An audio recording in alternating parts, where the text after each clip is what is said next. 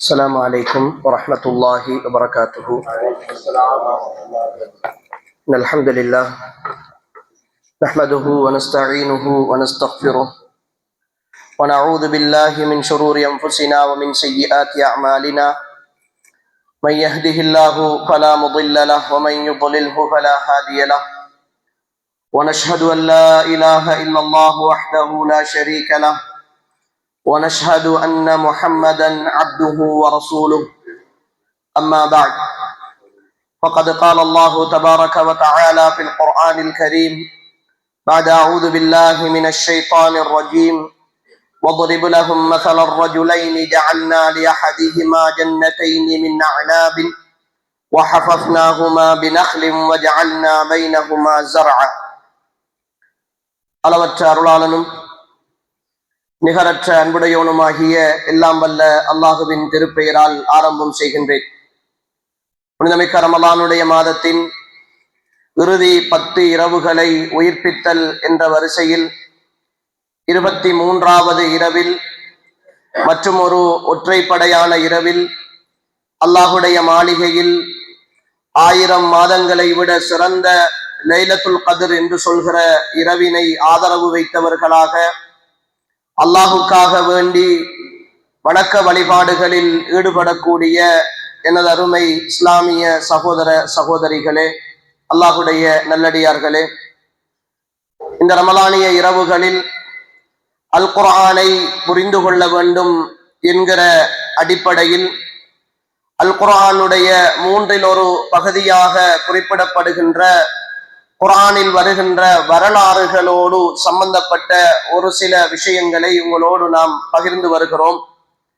அந்த அடிப்படையில் குர்ஆனில் சுமார் 30 வரலாறுகள் சொல்லப்பட்டிருப்பதாக அல் குர்ஆனை ஆராய்ச்சி செய்கிற அறிஞர்கள் எங்களுக்கு சொல்லுகிறார்கள்.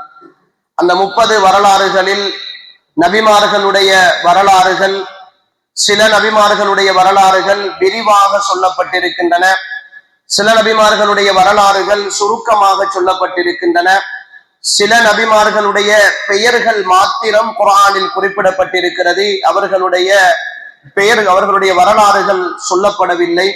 இப்படி பல விஷயங்கள் இருக்கிற பொழுது அல்லாஹு தஆலா குர்ஆனில் நபிமார்களுடைய வரலாற்றையும் தாண்டி சில கதைகளை அல்லாஹு தஆலா குர்ஆனிலே சொல்லுவார். அந்த கதைகள் 1000 ஆழமான அர்த்தங்களை எங்களுக்கு சொல்லுகிற, வாழ்வியலுக்கு தேவையான விஷயங்களை சொல்லுகிற உதாரணங்களாக இருக்கும். சில குட்டி கதைகளை அல்லாஹு தஆலா சொல்லுவார். அப்படி அல்லாஹு தஆலா சொல்லுகிற ஒரு சிறிய கதையையும் அதிலிருந்து நாங்கள் படுகிற படிப்பினையையும் தான் இன்றைய நாள் நாங்கள் பார்க்கலாம் என்று நினைக்கிறோம். நேற்றைய தினம் நான் குறிப்பிட்டேன், சூரத்துல் கஹஃப் என்கிற அத்தியாயத்தில் அல்லாஹு தஆலா 4 வரலாறுகளை அல்லது 4 சம்பவங்களை சொல்லுகிறார். அந்த 4லே ஒன்றுதான் சாஹிபுல் ஜன்னத்தைன் என்று சொல்லுகிற 2 தோட்டங்களின் சொந்தக்காரனாக இருந்த ஒரு மனிதனை பற்றிய ஒரு கதை. அல்லாஹு தஆலா சூரத்துல் கஹஃபினுடைய 32வது வசனம் தொடக்கம் 44வது வசனம் வரைக்கும் இந்த கதையை சுருக்கமாகவும் ஆழமாகவும் அல்லாஹு தஆலா சொல்கிறார். அல்லாஹு தஆலா எப்படி ஆரம்பிக்கிறான் என்றால், வضرب لهم مثل الرجلين, நபியே, உங்களுக்கு 2 மனிதர்களுடைய சம்பவத்தை நான் உங்களுக்கு உதாரணமாக சொல்லுகிறேன். ஜஅல்னா லிஅஹதிஹிமா ஜன்னத்தைன், அந்த 2 நண்பர்கள் இருந்தார்கள். இவர்கள் எந்த காலப்பகுதியை சேர்ந்தவர்கள் என்பதில் தஃப்சீர் கலை அறிஞர்கள் மத்தியில் கருத்து வேறுபாடு இருக்கிறது. இவர்களை பற்றிய தெளிவான எந்த ஆதாரபூர்வமான செய்திகளும் ஹதீஸ்களிலே குறிப்பிடப்படவில்லை. இவர்கள் பனு இஸ்ரவேலர்களை சேர்ந்தவர்களாக இருக்கலாம் என்று சில தஃப்சீர் கலை அறிஞர்கள் சொல்லி இருந்தாலும் கூட இவர்களை பற்றிய தெளிவான எந்த ஒரு செய்தியும் வராததனால் அதை நாம் ஆதாரபூர்வமான செய்தியாக எடுத்துக்கொள்ள முடியாது.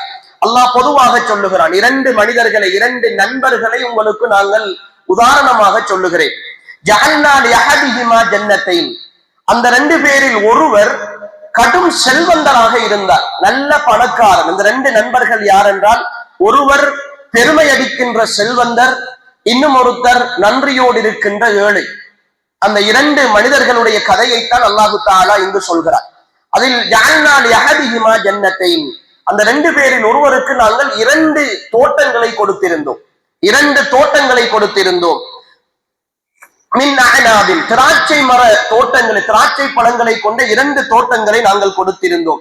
வஹபப்னாஹுமா பினஹ்லின், அதனுடைய ஓரங்கள் முழுக்க நாங்கள் ஈச்ச மரங்களால், பேரிட்ட மரங்களால் அப்படியே மறைக்கிற, மூடிக்கொள்கிற அளவுக்கான திராட்சை மர தோட்டத்தை அவருக்கு நாங்கள் கொடுத்திருந்தோம். அல்லாஹ் அவருக்கு கொடுத்த அந்த நிஅமத்துக்களை வர்ணிக்கிறார். அந்த தோட்டத்தினுடைய அமைப்பை அல்லாஹ் தஆலா வர்ணித்து சொல்லுகிறார்.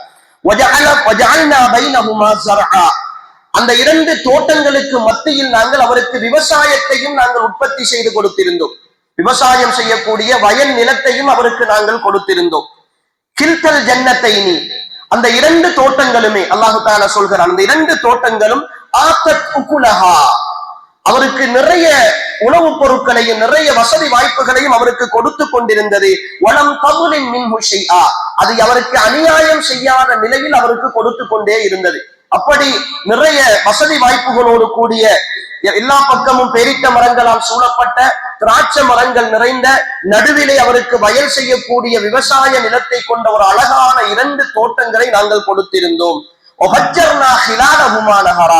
அந்த 2 தோட்டங்களுக்கு ஊடாக ஆறுகளும் ஓடிக்கொண்டிருந்தன, நீரோடைகளும் ஓடிக்கொண்டிருந்தன.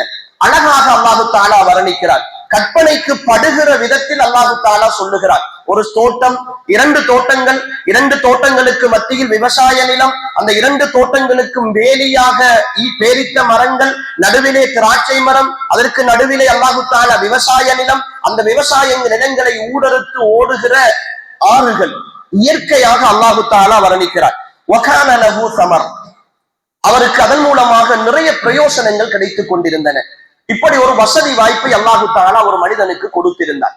இவர் இந்த வசதி வாய்ப்புகளை எல்லாம் பார்த்த பொழுது, இப்படி இவர் கௌரவமாக வாழ்வதை பார்த்த பொழுது, நல்ல தோட்டம் இருக்கிறது, திறவு இருக்கிறது, வசதி இருக்கிறது என்று பார்த்த பொழுது, ஃபகால லிஸாஹிபிஹி வஹுவ யுஹாபிருஹு, அவர் தன்னோடு இருந்த மற்ற தோழருக்கு, தன்னுடைய நண்பரிடத்திலே சொன்னார், அன அக்ஸரு மின்க மாலன் வ அஸ்ஸு நஃபரா, எனக்கு நிறைய பொருளாதாரமும் நிறைய பிள்ளை குட்டிகளும் இருக்கிறது, எனக்கு என்ன கவலை, அல்லாஹ் எனக்கு நிறைய தந்திருக்கிறான், நிறைய வசதி வாய்ப்புகள் என்னிடத்திலே இருக்கிறது என்று சொல்லி, வதகல ஜன்னதஹு வஹுவ வாலிமுல் லினஃப்ஸி, அல்லாஹ் சொல்லுகிறான், அவர் தனக்குத்தானே அநீதம் இழைத்தவராக அவருடைய தோட்டத்திற்குள் அவர் நுழைந்தார்.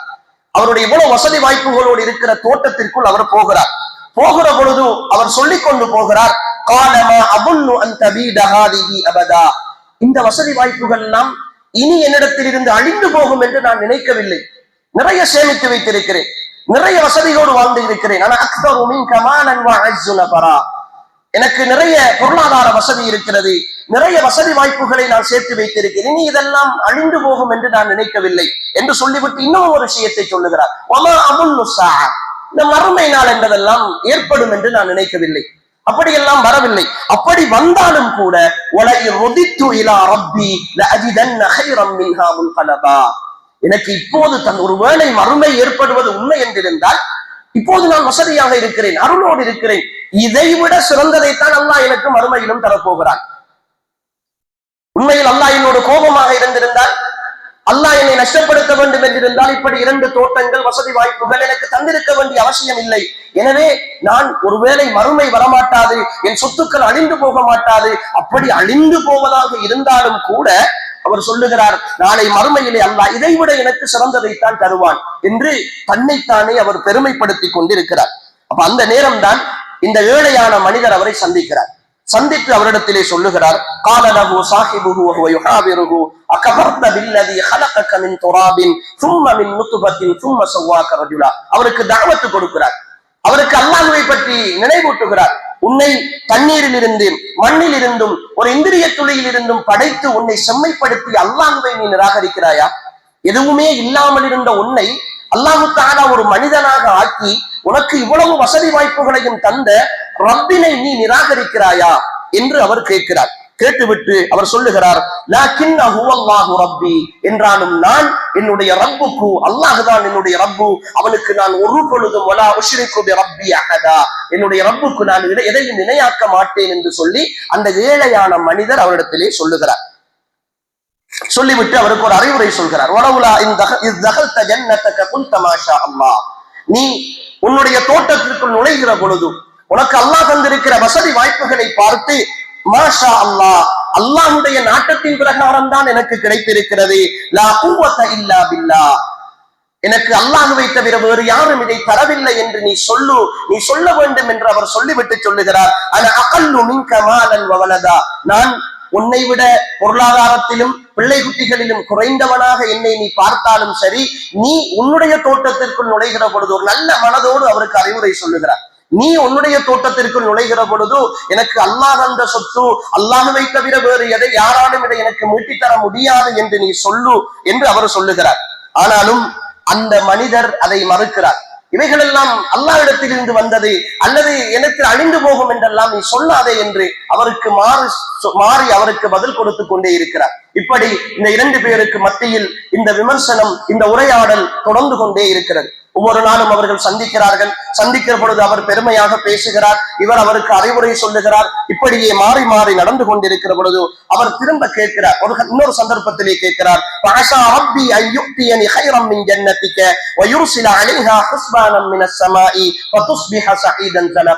சில நேரம் என்னுடைய ரப்பு உன்னை விட சிறந்த ஒரு தோட்டத்தை, உனக்கு தந்திருக்கிற தோட்டத்தை விட சிறந்த ஒரு தோட்டத்தை எனக்கு அவன் தரலாம். உன்னுடைய தோட்டத்தை அவன் இந்த பூமியிலே அழித்து விடலாம். வானத்தில் இருந்து மழையை இறக்கியோ அல்லது பூமியில் இருந்து காற்றை அனுப்பியோ ஏதோ ஒன்றை கொண்டு அல்லாஹு தஆலா உன்னை அழித்து விடலாம். எது வேண்டுமானாலும் இந்த பூமியில் நடக்கலாம். நீ அல்லாஹுவை நிராகரித்து விடாதே. அல்லாஹு தஆலா நாடினால் உன்னை விட சிறந்த ஒரு தோட்டத்தை ஏழையாக இருக்கிற எனக்கும் தரலாம் என்று சொல்லி அவர் சொல்லுகிறார். சொல்லிவிட்டு சில நேரம் உன்னுடைய தோட்டத்திற்கு வந்து கொண்டிருக்கிற தண்ணீரை அல்லாஹு தஆலா பூமிக்குள் உறிஞ்சி எடுத்து விட்டால், வற்றச் செய்து விட்டால், அதை ஒன்றால் திரும்ப கொண்டு வர முடியாதுதானே, எல்லாம் அல்லாஹுதானே உனக்கு தந்திருக்கிறான் என்று அல்லாஹுடைய ஞாபகத்துக்களை எல்லாம் நினைவூட்டுகிறார். இந்த நேரம்தான் இவர் எல்லாவற்றையும் மறந்து நிராகரித்துக் கொண்டிருக்கிற பொழுது அல்லாஹுடைய ஏற்பாடு வருகிறது.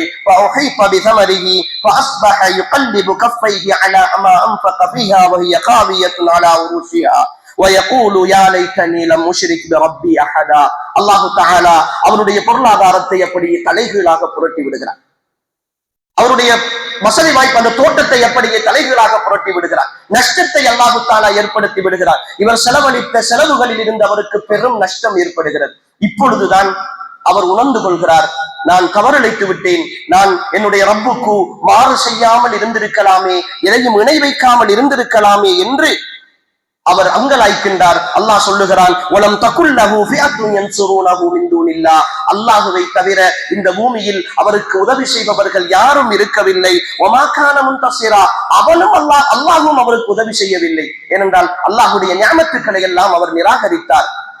அவர் அந்த ஏழை நண்பன் சொன்ன வார்த்தைகளை அவர் கேட்கவில்லை என்று சொல்லிவிட்டு அல்லாஹ் கடைசியாக அந்த வசனத்தை முடிக்கிறான். ஹுனாலிகல் வலாயத்து லில்லாஹில் ஹக் ஹுவ கைருன் தவாபன் வ கைருன் உக்பா, உண்மைக்குண்மையாக அதிகாரம், ஆட்சி என்பது அல்லாஹ்வுடைய கையிலே தான் இருக்கிறது. அல்லாஹ்வுக்குத்தான் எல்லாம் சொந்தமாக இருக்கிறது. அவன்தான் நல்ல கூலியும் நல்ல முடிவையும் தர வேண்டும் என்று அல்லாஹு தஆலா முடிக்கிறார். அன்புக்குரிய சகோதர சகோதரிகளே, இது ஒரு சிறிய கதைதான். இரண்டு நண்பர்கள், அவர்களுக்கு இடையில் இருக்கிற சம்பவம். அல்லாஹு தஆலா ஒருவருக்கு வசதியை கொடுத்திருக்கிறான், இன்னொருவரை ஏழ்மையாக ஆக்கி இருக்கிறான். வசதி படைத்தவர் தன்னுடைய செல்வத்தின் காரணமாக அவர் மமதை கொள்கிறார். ஏழையானவர் அவருக்கு அறிவுரை சொல்லுகிறார், ஆனாலும் அவருடைய அறிவுரையை கேட்கவில்லை. இதன் காரணமாக அல்லாஹு தஆலா அவருடைய செல்வத்தை பிடுங்கி எடுத்துக் கொள்கிறான். அவரை ஏழையாக மாற்றி இம்மையிலும் மறுமையிலும் அவருக்கு எந்த ஒரு வழியும் இல்லாமல் ஆக்கி விடுகிறார்.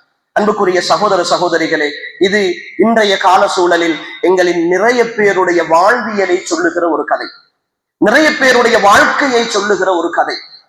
ஏனென்றால் நிறைய பேர் அப்படித்தான் நினைத்துக் கொண்டிருக்கிறோம்.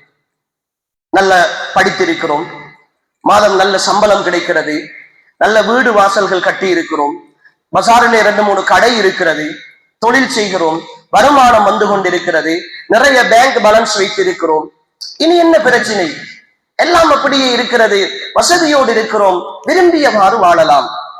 கொஞ்சம் காசு வந்து விட்டால், பொருளாதார வசதி வந்து விட்டால் நிறைய பேரை பார்க்கிறோம், கொஞ்சம் கஷ்டத்தோடு சிரமத்தோடு இருக்கிற பொழுது பள்ளிவாசலிலே தான் இருந்திருப்பார், பள்ளிக்குத்தான் அடிக்கடி வருவார், தொழுகையிலே முன்சொப்பிலே நின்று தொழக்கூடிய ஒரு சகோதரன். ஆனால் அல்லாஹ் அவரை சோதிப்பதற்காக கொஞ்சம் வசதியை கொடுத்து விட்டால் தொழுவதற்கு நேரம் இல்லை, மார்க்க விஷயங்களில் ஈடுபடுவதற்கு நேரம் இல்லை. காரணம், பிசினஸ் பார்க்க வேண்டும், ஏனைய விஷயங்களை பார்க்க வேண்டும். இப்போதெல்லாம் அதற்கு நேரம் இல்லை என்று சொல்லுகிற சகோதரர்களை பார்க்கிறோம். அவர்களுடைய உள்ளங்களில் ஷைத்தான் போடுகிற எண்ணம் இதுதான். இந்த தோட்டக்காரனுக்கு எந்த வெண்ணத்தை அல்லாஹ் ஷைத்தான் போட்டானோ அதே வெண்ணத்தை தான் அவர்கள் நினைக்கிறார்கள். நான் ஏழையாக இருந்து கஷ்டப்பட்டு உழைத்து இந்த நிலைக்கு வந்திருக்கிறேன் என்றால் அல்லாஹ் என்னை கண்ணியப்படுத்தி இருக்கிறான், அல்லாஹ் என்னை கௌரவப்படுத்தி இருக்கிறான். எனவே இந்த கௌரவம் எனக்கு மௌத்துக்கு பிறகும் கிடைக்கும், இனி நான் கஷ்டப்பட வேண்டிய அவசியம் இல்லை. ஏனென்றால் ஏழையாக இருக்கிற பொழுது நிறைய துஆ செய்தேன், ஏழையாக இருக்கிற பொழுது நிறைய தொழுதேன், நிறைய இபாதத்துகள் செய்தேன். இப்ப அல்லாஹ் அதனுடைய பிரதிபலனாக பணத்தை தந்திருக்கிறார், வசதியை தந்திருக்கிறார். இனி என்னை அல்லாஹ் பொருந்திக் கொண்டான் என்பதற்கான அடையாளம் என்று நிறைய சகோதரர்கள் நாங்கள் நினைக்கிறோம். அன்புக்குரிய சகோதர சகோதரிகளே, அப்படியானவர்களுக்கு மிக அழகான உதாரணம் இதுதான். அல்லாஹு தஆலா அவருடைய திருமறையில் மிக தெளிவாக சொல்லுகிறார், வஅம்மல் இன்சான இதா மப்தலாஹு ரப்புஹு ஃபஅக்ரமஹு வநஅமஹு ஃபயகூலு ரப்பி அக்ரமன்.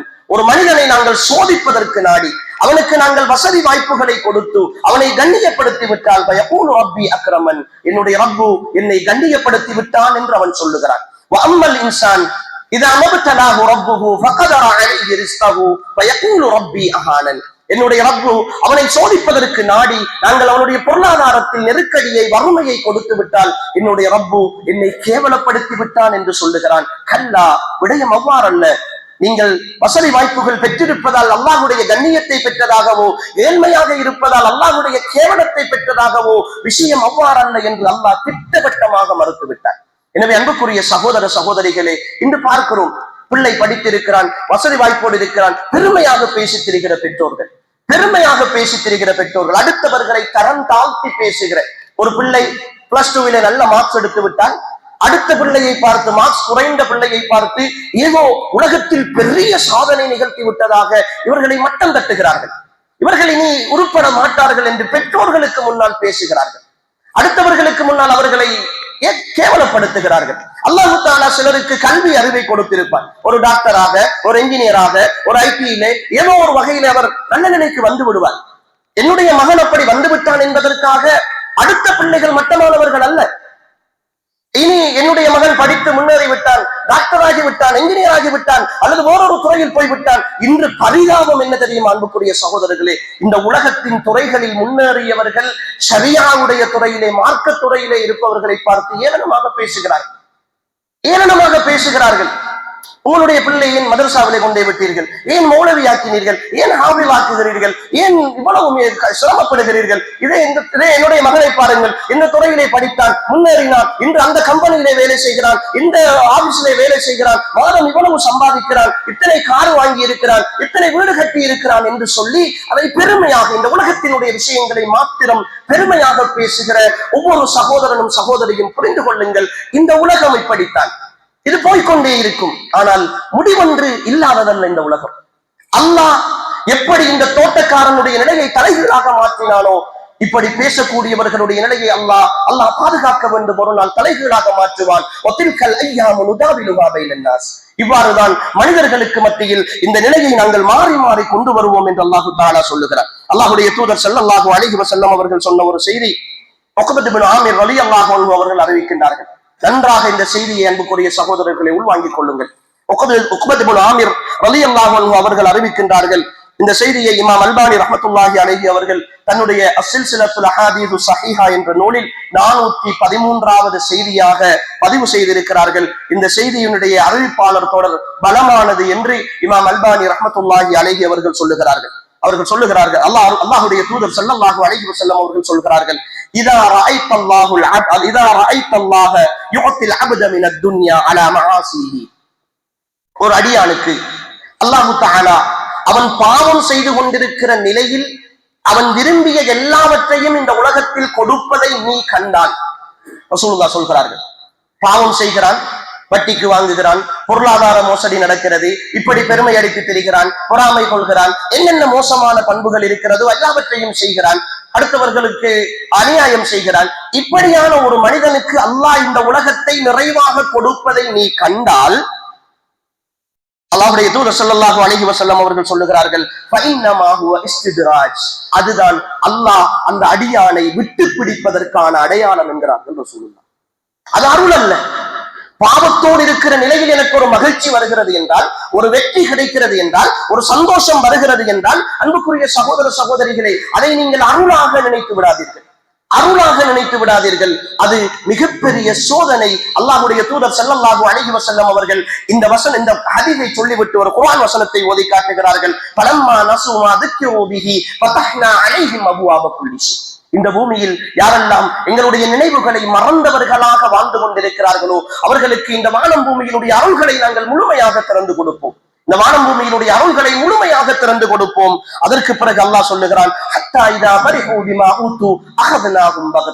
அவர்கள் சந்தோஷம் அடைந்து கொண்டிருக்கிற பொழுது திடீரென்று அவர்களை நாங்கள் பிடிப்போம். அவர்கள் எதிர்பாராத நிலையில் அவர்களை பிடிப்போம். அது ஒரு நோயாக, ஒரு மரணமாக, ஒரு விபத்தாக, ஒரு இழப்பாக, ஒரு இயற்கை அனர்த்தமாக எதுவாகவும் இருக்கலாம். அல்லாஹ்வுடைய நாட்டத்தில் எது இருக்கிறதோ அந்த அடிப்படையில் அல்லாஹு தஆலா பிடிப்பார். எனவே அன்புக்குரிய சகோதர சகோதரிகளே, இந்த வசனத்தை ரசூல் ஸல்லல்லாஹு அலைஹி வஸல்லம் அவர்கள் அந்த செய்தியிலே எங்களுக்கு ஓதி காட்டுகிறார்கள். எனவே நாம் ஏற்கனவே சொன்ன இந்த கதையினூடாக நாம் புரிந்து கொள்கின்ற படிப்பினைகளில் முதலாவது விஷயம் அல் இப்திலாஉ பில் மால், பொருளாதாரம் என்பது அல்லாஹ்வுடைய சோதனை தான். ஒருவர் வசதியாக இருப்பது அருளும், ஏழ்மையாக இருப்பது அல்லாஹ்வுடைய சோதனையும் கிடையாது. வசதியாக இருப்பதும் அல்லாஹ்வுடைய சோதனை தான், ஏழ்மையாக இருப்பதும் அல்லாஹ்வுடைய சோதனை தான். இந்த இரண்டு நிலைகளில் இருந்தும் நாம் எப்படி அல்லாஹ்வை புரிந்து கொள்ள போகிறோம் என்பதுதான் இரண்டாவது விஷயம். அன்புக்குரியவர்களே, ஒரு நிஅமத்தை அல்லாஹ் தருகிற பொழுது அதில் நாம் ஏமாந்து விடக்கூடாது. ஒரு நிஅமத்தை அல்லாஹு தஆலா நமக்கு அருளாக தருகிற பொழுது அதை நாம் ஏமாந்து விடக்கூடாது. எங்களுக்கு வெற்றிக்கு மேல் வெற்றி கிடைக்கிற பொழுது, லாபத்துக்கு மேல் லாபம் கிடைக்கிற பொழுது, ஒவ்வொன்றிலும் நாம் முன்னேறி கொண்டு போகிற பொழுது, கல்வியிலே வெற்றி அடைந்து கொண்டு போகிற பொழுது, இவைகளை எல்லாம் கண்டு ஏதோ நாம் நல்லவர்களாக மாறிவிட்டோம் என்று ஏமாந்து விடக்கூடாது. அல்லாஹ் எங்களை சோதிப்பதற்காக தந்து கொண்டிருக்கிறான். மூன்றாவது விஷயம், எப்பொழுதும் நாம் அல்லாஹ்வின் மீது பாரம் சாட்டக்கூடியவர்களாக இருக்க வேண்டும். யா அல்லாஹ், எனக்கு நீ இந்த அருளை தந்திருக்கிறாய், இந்த அருளை நீ விரும்பிய விதத்தில் நான் செலவழிக்க வேண்டும், நீ விரும்பிய விதத்தில் நான் நடக்க வேண்டும், அதற்குரிய அருளை எனக்கு நீ தந்துவிடு என்று நாங்கள் அல்லாஹ்விடத்திலே கேட்கக்கூடியவர்களாக இருக்க வேண்டும். அதே போல் அன்புக்குரிய சகோதரர்களே, இரண்டு நண்பர்கள், உண்மையான நட்பு என்பது அடுத்த சகோதரனை புகழ்வதில் மட்டுமல்ல, இன்னொரு சகோதரன் தவறிழைக்கிற பொழுது அவனை திருத்துவதிலும் இருக்கிறது என்பதை இந்த கதை, இந்த சம்பவத்தினூடாக அல்லாஹ் எங்களுக்கு சொல்லுகிறார். ஒரு நண்பன், இரண்டு பேர் நட்பாக இருக்கிறோம் என்றால் அந்த நண்பனுடைய நல்லவைகளை மாத்திரம் புகழ்ந்து கொண்டு அவனை உச்சத்திலே கொண்டு போய் வைப்பதல்ல நட்பு.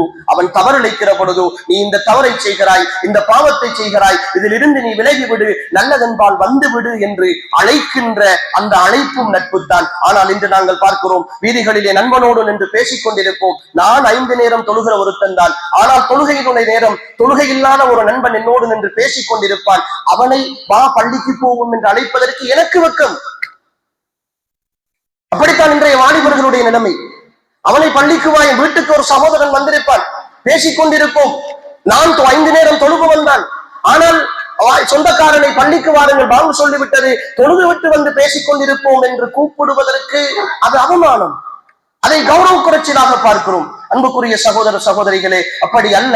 நன்மையான விஷயங்களை நண்பர்களுக்கு மத்தியில் பரஸ்பரம் சொல்லிக் கொள்ள வேண்டும் என்பதற்கும் இந்த கதை எங்களுக்கு மிகப்பெரிய முன்னுதாரணமாக இருக்கிறது. ஒரு சிறிய விஷயமாக இருந்தாலும், ஒரு சின்ன சம்பவமாக இருந்தாலும், அல்லாஹு தஆலா இந்த கதையினூடாக மிக ஆழமான விஷயங்களை எங்களுக்கு சொல்லி தந்திருக்கிறான். எனவே நாங்கள் அல் குர்ஆனிய கதைகளை வெறுமனே கதைகளாக படிப்பதை விட அதை வாழ்வியலாக, வாழ்க்கைக்கு தேவையான அம்சங்களாக நாங்கள் புரிந்து கொள்ள வேண்டும். இன்ஷா அல்லாஹ் நாளைய தினம் இன்னும் ஒரு வரலாற்றோடு உங்களை நாம் சந்திப்போம். எல்லாம் அல்ல அல்லாஹு தஆலா அல் குர்ஆனை முழுமையாக புரிந்து அதனுடைய விஷயங்களை விளங்கி நடக்கக்கூடிய நல்ல மக்களுடைய கூட்டத்திலே அல்லாஹ் என்னையும் உங்களையும் சேர்த்தருள்வானாக. ஹாதா மா இந்தி வல் இல்மு இன்தல்லாஹ் வ ஆகிரு தஅவானா அல்ஹம்துலில்லாஹி ரப்பில் ஆலமீன். அஸ்ஸலாமு அலைக்கும் வ ரஹ்மத்துல்லாஹி வ பரகாத்துஹு.